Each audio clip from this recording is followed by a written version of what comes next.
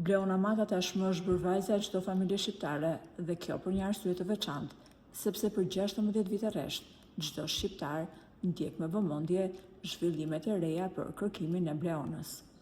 Por akoma më dramatike këtë situatë e bën fakti se në zhdukjen e saj ka gisht jo vetëm hallat, por edhe babai.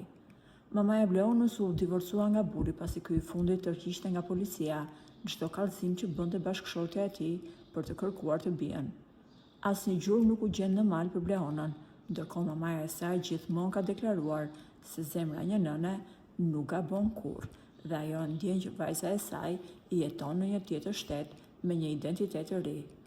Por, duke se pritjes i ka ardhur fundi, mamaja Bleonës më së fundmi ka dhënë një lajm që ka gëzuar të gjithë zemrat e shqiptarëve. Ajo tha se në ndihmë i ka ardhur një studio e fuqishme me detektiv privat. Pas më shumë se 2 vite shkërkimi, detektivët i kanë dhënë në dorë mamas së Bleonës foton e të bijes. Por, ku ndodhet Bleona sot? Mamaja e saj ka deklaruar se Bleona ka mbaruar shkollën e mesme në Londër, por me një identitet tjetër, jo shqiptar. Detektivët kanë arritur në gjurmët e saj dhe foto është marrë nga korridorit e shkollës. Mamaja e Bleonës tha se e njohu të bien nga foto, nga 2 shenjat që ajo kishte, u identifikua me njëherë se ishte Bleona. E njoha vajzën time nga nishani që kishte në fytyrë dhe nga një djegje e vogël që ka te pjesa e qafës.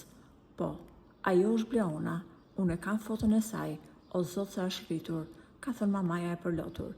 Ndërkohë ajo tha se policia e Londrës ka nisur hetime në 36 universitete për të gjetur Bleonën, sepse pasi ka mbaruar shkollën e mesme, ajo mund të jetë regjistruar në një nga këto universitete. Policia angleze është shprehur se nëse gjendet universiteti ku studion, atëherë do të jetë shumë e lehtë që ta lokalizojnë qytetin dhe shtëpinë ku jeton aktualisht Bleona Mata.